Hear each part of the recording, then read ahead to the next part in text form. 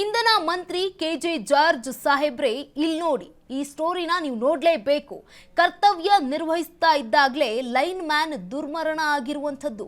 ಉಳ್ಳಾಳದಲ್ಲಿ ವಿದ್ಯುತ್ ಶಾಕ್ನಿಂದ line man ಸಾವನ್ನಪ್ಪಿದ್ದಾರೆ.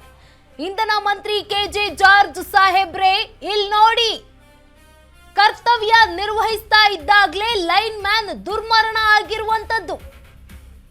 ಉಳ್ಳಾಳದಲ್ಲಿ ವಿದ್ಯುತ್ ಶಾಕ್ನಿಂದ ಲೈನ್ ಮ್ಯಾನ್ ಸಾವನ್ನಪ್ಪಿದ್ದಾರೆ. ಉಚ್ಚಿಲ ನಯಾ ಪಟ್ಟಣದ ಟ್ರಾನ್ಸ್ಫಾರ್ಮರ್ನಲ್ಲಿ ದೋಷ ಕಂಡು ಬಂದಿರುವಂಥದ್ದು. ದೋಷ ಉಂಟಾಗಿದ್ದಕ್ಕೆ ದುರಸ್ತಿಗೆ ತೆರಳಿದ್ದ ಲೈನ್ ಮ್ಯಾನ್. ದುರಸ್ತಿ ಮಾಡುತ್ತಾ ಇದ್ದ 49 ವರ್ಷದ ಶೇಖ್ ಜಮೀರ್.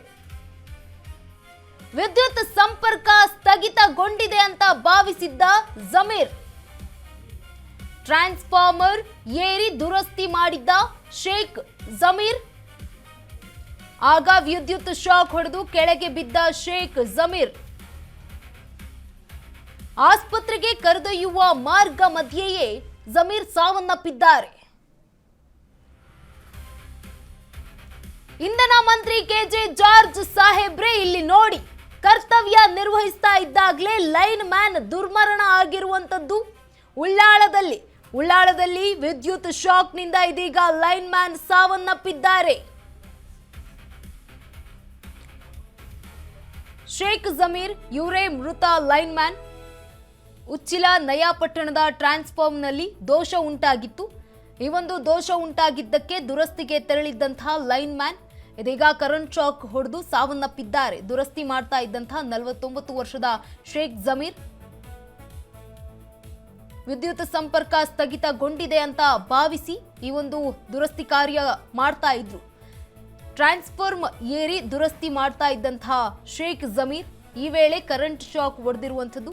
ಆಗ ವಿದ್ಯುತ್ ಶಾಕ್ ಹೊಡೆದು ಕೆಳಗೆ ಬಿದ್ದ ಶೇಖ್ ಜಮೀರ್ ಆಸ್ಪತ್ರೆಗೆ ಕರೆದೊಯ್ಯುವ ಮಾರ್ಗ ಮಧ್ಯೆಯೇ ಜಮೀರ್ ಅವರು ಸಾವನ್ನಪ್ಪಿದ್ದಾರೆ.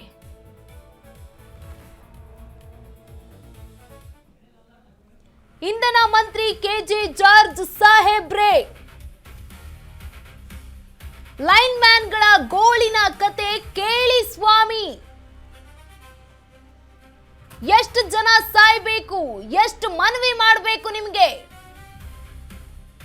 ಸುರಕ್ಷತಾ ಉಪಕರಣ ಕೊಡ್ಬೇಕು. ಕೊಡೋದಕ್ಕೆ ಏನ್ರಿ ನಿಮ್ ಪ್ರಾಬ್ಲಮು? ಇಂಧನ ಮಂತ್ರಿ ಕೆಜೆ ಜಾರ್ಜ್ ಸಾಹೇಬ್ರೆ, ಲೈನ್ ಮ್ಯಾನ್ಗಳ ಗೋಳಿನ ಕತೆನ ಸ್ವಲ್ಪ ನೀವು ಕೇಳಿ ಸ್ವಾಮಿ. ಎಷ್ಟು ಜನ ಸಾಯ್ಬೇಕು, ಎಷ್ಟು ಮನವಿ ಮಾಡ್ಕೋಬೇಕು ನಿಮ್ ಬಳಿ? ಸುರಕ್ಷತಾ ಉಪಕರಣ ಕೊಡೋಕೆ ಏನ್ರಿ ನಿಮ್ ಪ್ರಾಬ್ಲಮ್ಮು ಅಂತ ಪ್ರಶ್ನೆಯಾಗ್ತಾ ಇರುವಂತದ್ದು. ಇಂಧನ ಮಂತ್ರಿ ಕೆಜೆ ಜಾರ್ಜ್ ಸಾಹೇಬ್ರೆ, ಲೈನ್ ಮ್ಯಾನ್ಗಳ ಗೋಳಿನ ಕತೆನ ನೀವು ಕೇಳಲೇಬೇಕು. ಎಷ್ಟು ಜನ ಇನ್ನು ಸಾಯ್ಬೇಕು ಅಂತ, ಇನ್ನು ಎಷ್ಟು ಮನವಿ ಮಾಡ್ಕೋಬೇಕು ನಿಮ್ ಬಳಿ ಬಂದು? ಸುರಕ್ಷತಾ ಉಪಕರಣ ಕೊಡೋದಕ್ಕೆ ಏನು ನಿಮ್ಮ ಪ್ರಾಬ್ಲಮ್ಮು ಅಂತ ಪ್ರಶ್ನೆಯಾಗ್ತಾ ಇರುವಂತದ್ದು.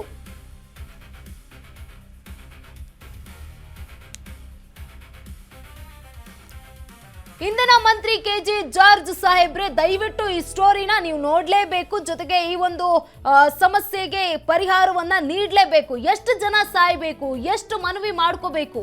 ಲೈನ್ ಮ್ಯಾನ್ಗಳ ಒಂದು ಜೀವಕ್ಕೆ ಬೆಲೆ ಇಲ್ವಾ ಅಂತ? ಸುರಕ್ಷತಾ ಉಪಕರಣ ಕೊಡೋದಕ್ಕೆ ಏನು ನಿಮ್ಮ ಪ್ರಾಬ್ಲಮ್ಮು? ಯಾಕೆ ಸರ್ಕಾರದ ಬಳಿ ಹಣ ಇಲ್ವಾ? ಯಾಕೆ ಅವರಿಗೊಂದು ಉಪಕರಣ ಕೊಡೋದಕ್ಕೆ ಆಗ್ತಾ ಇಲ್ಲ ನಿಮ್ಗೆ? ಇಂಧನ ಮಂತ್ರಿ ಕೆಜೆ ಜಾರ್ಜ್ ಸಾಹೇಬ್ರೆ, ಲೈನ್ ಮ್ಯಾನ್ಗಳ ಗೋಳಿನ ಕತೆ ನೀವು ಕೇಳಲೇಬೇಕು. ಎಷ್ಟು ಜನ ಸಾಯ್ಬೇಕು, ಇನ್ನು ಎಷ್ಟು ಮನವಿ ಮಾಡ್ಕೋಬೇಕು? ಮನವಿ ಮಾಡ್ಕೊಳ್ತಿದ್ದಾರಂತೆ ಪಾಪ ಲೈನ್ ಮ್ಯಾನ್ಗಳು. ಕೇಳಿಸ್ತಾ ಇಲ್ವಾ ನಿಮ್ಗೆ? ಸುರಕ್ಷತಾ ಉಪಕರಣ ಕೊಡೋದಕ್ಕೆ ಏನ್ರಿ ನಿಮ್ ಪ್ರಾಬ್ಲಮ್ಮು ಅಂತ ಗೊತ್ತಾಗ್ತಾ ಇಲ್ಲ. ಪ್ರಾಬ್ಲಮ್ ಏನಾದ್ರೂ ಇದ್ರೆ ಹೇಳಿ, ಬಗೆಹರಿಸೋಣಂತೆ. DK ಶಿವಕುಮಾರ್ ಅವ್ರ ಬಳಿನೇ ಹೇಳೋಣ ನಿಮ್ ಪ್ರಾಬ್ಲಮ್ ಏನಿದೆ ಅಂತ. ಆದ್ರೆ ಲೈನ್ ಮ್ಯಾನ್ಗಳ ಗೋಳಿನ ಕತೆನ ಕೇಳಲೇಬೇಕಲ್ವಾ ಸರ್? ಸಾಮಾನ್ಯರ ಅವರು ಕೂಡ.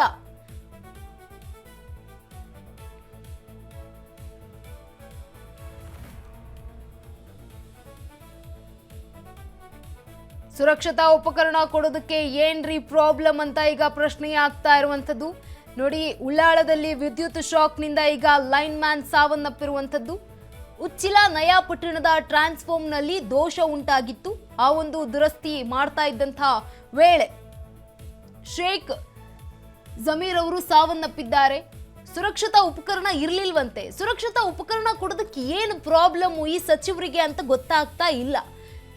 ಇದೀಗ ಇಂಧನ ಮಂತ್ರಿ ಕೆಜೆ ಜಾರ್ಜ್ ಸಾಹೇಬ್ರು ಈ ಸ್ಟೋರಿ ನೋಡಿ ಒಂಚೂರು ಲೈನ್ ಮ್ಯಾನ್ಗಳ ಗೋಳಿನ ಕಥೆನ ಅರ್ಥ ಮಾಡ್ಕೊಳ್ಳಿ. ಅವ್ರಿಗೂ ಒಂದು ಜೀವ ಇದೆ, ಆ ಜೀವಕ್ಕೆ ಬೆಲೆ ಕೊಡಿ. ಇನ್ನು ಎಷ್ಟು ಜನ ಸಾಯ್ಬೇಕು ಅಂತಿದ್ದಾರೋ ಗೊತ್ತಿಲ್ಲ. ನೀವೇ ಅದ್ ಏನ್ ಮಾಡ್ತಿದ್ದೀರೋ ಏನ್ ಕತೆನೋ ನಿಮ್ಮ ಇಲಾಖೆಯಲ್ಲಿ. ಯಾಕೆ ಈ ಒಂದು ಸುರಕ್ಷಿತ ಉಪಕರಣ ಕೊಡೋದಕ್ಕೆ ಆಗ್ತಾ ಇಲ್ಲ? ಏನ್ ಸಮಸ್ಯೆ ಇದೆ ಹೇಳಿ.